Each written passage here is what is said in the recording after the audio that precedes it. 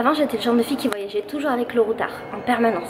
J'organisais mes voyages en avance, j'organisais tout de A à Z au jour près. Et un jour j'ai décidé d'arrêter. Dans cette vidéo je vais t'expliquer comment je voyage maintenant et surtout quels sont les avantages et les inconvénients à voyager sans routard, sans Lonely Planet, sans bouquin et juste vivre le voyage. Un des premiers gros avantages de ne pas avoir de guide du routard ou de guide tout court, c'est qu'en fait je fais tout à l'instinct. C'est-à-dire que quand j'arrive dans une ville, je marche, je me promène, je vais là où le vent me mène et je vais surtout là où les gens m'envoient.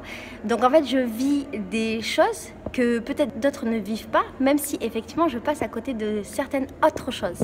En voyageant sans routard, il m'arrive que des trucs de fou et que des opportunités de malade. Par exemple, là je suis au bord de la mer. Je devais aller dans un endroit, donc j'ai pris le bus, j'ai fait un petit peu ce qu'on m'avait dit. Et sur le chemin, j'ai rencontré un mec que j'avais rencontré par hasard hier dans une autre ville. C'est complètement ouf. Et du coup, ce mec, il va nous amener, ma pote et moi, pour visiter toutes les villes aux environs. Il va nous amener visiter des villages de pêcheurs, aller voir les gens. Et on va passer une journée complètement ouf avec lui. Alors que si on avait juste suivi un guide du routard ou à Lonely Planet, on aurait été d'un point A à un point B. Et on n'aurait pas pu vivre ce type d'expérience. Et la vie est tellement magnifique que ça n'a pas de sens. Un gros avantage aussi à voyager sans routard et sans guide, c'est que t'as pas d'a priori sur le pays dans lequel tu vas. Par exemple, le guide du routard il va te dire il faut pas que tu manges comme ça, il faut pas que tu bois là, il faut que tu fasses attention à ça, il faut que tu te méfies de ce truc là, machin machin. Et alors oui, ça peut être bien, si t'es un petit peu anxieux, si t'as peur, c'est machin, ok, ça peut te rassurer. Mais moi maintenant que je voyage comme ça, je me rends compte qu'en fait ça m'aurait empêché de faire beaucoup de choses.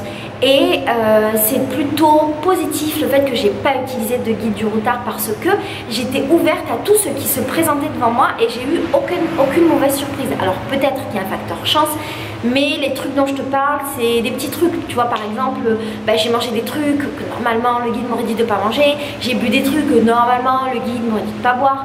Tu vois, ce genre de trucs.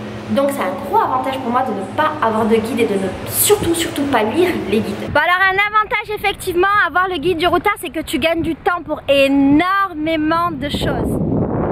Mais tu perds en expérience humaine, en expérience de vie, en débrouillardise. Et ça c'est une perte qui est énorme mec, énorme. Par exemple, là je suis dans un lieu qui n'existe pas je crois dans le guide du routard parce que c'est un local qui nous a amené là. Et c'est absolument magnifique, je sais pas si tu vois, j'ai d'un côté la forêt et derrière moi j'ai la mer. C'est trop beau, ça me choque tellement c'est beau. Alors quand t'as pas de routard, un gros inconvénient c'est que tu perds du temps par exemple pour tout ce qui est transport et compagnie. Parce que il faut galérer pour avoir l'information, trouver quel est le bus, quel est le train, s'il y a des bus, s'il y a des trains, quels sont les horaires, d'où ça part, quand ça part, dans quel sens, combien ça coûte, tout ça. Mais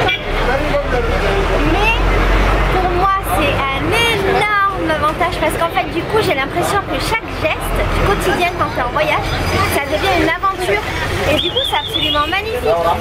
Et finalement c'est pas du tout difficile de trouver sans le guide parce que tu as juste à demander aux gens et les gens savent beaucoup mieux que tout le monde et te donnent toutes les informations.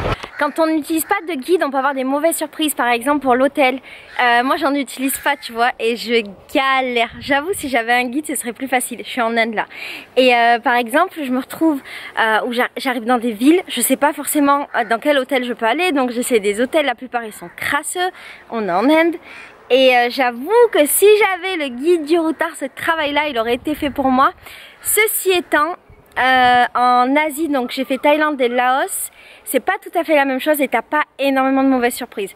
Donc voilà. Un autre désavantage, c'est le fait de ne pas vraiment avoir l'histoire de l'endroit où tu vas. Alors j'avoue, le guide c'est la facilité, notamment le routard qui est super bien fait pour ça.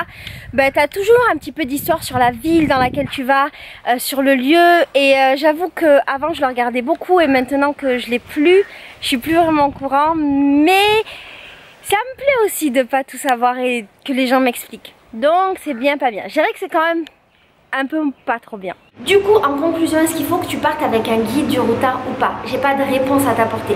Franchement, c'est toi qui vois comment tu veux mener ton voyage par rapport à tout ce que je t'ai dit, par rapport à ton expérience. Un truc qui est sûr, c'est que si tu fais un petit voyage, par exemple un voyage de 15 jours ou un mois, que tu veux voir un maximum de choses, je te conseille de prendre un guide avec toi ou bien de préparer ton voyage parce que si tu ne l'as pas, tu risques de passer à côté de plein de choses et ton temps est très limité.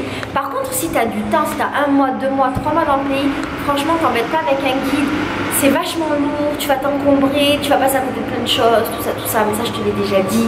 Mais encore une fois, c'est toi qui vois comment tu veux et comment tu aimes voyager. Un autre truc qui est important, c'est que je connais plein de gens qui préparent leur voyage quasiment minute par minute avec le guide, qui disent voilà, tel endroit j'y vais, je reste 2 jours, après je pars là, et ils prévoient un truc de 3 mois comme ça ou 4 mois, vachement en avance. J'ai envie de dire à ces gens, vous verrez que vous respecterez jamais votre itinéraire. Ça sert à rien de prévoir. Il suffit que tu rencontres des gens, tu vas changer ton itinéraire. Il suffit que tu aimes une ville, tu vas changer ton itinéraire. Tu tombes amoureux, tu vas changer ton itinéraire. Dans tous les cas, ton itinéraire, il va changer tout le temps. Donc, ne perds pas ton temps à programmer des semaines et des semaines de voyage. Ça n'a aucun intérêt. Mais tu peux avoir une petite idée. Voilà. Un autre truc, si toutefois tu achètes le guide, je te conseille de l'acheter d'occasion. Tu peux le trouver 1 an avant. Donc là, on est en 2017, tu peux trouver le guide de 2016. Franchement, les infos, c'est quasiment les mêmes. Il y aura de tout petits changements et tu vas le payer carrément moins cher. Un autre truc que j'ai oublié de te dire dans la vidéo, il y a de fortes chances que tu trouves des guides du routard pendant ton voyage. Et dans ce cas-là, économise, ne l'achète pas.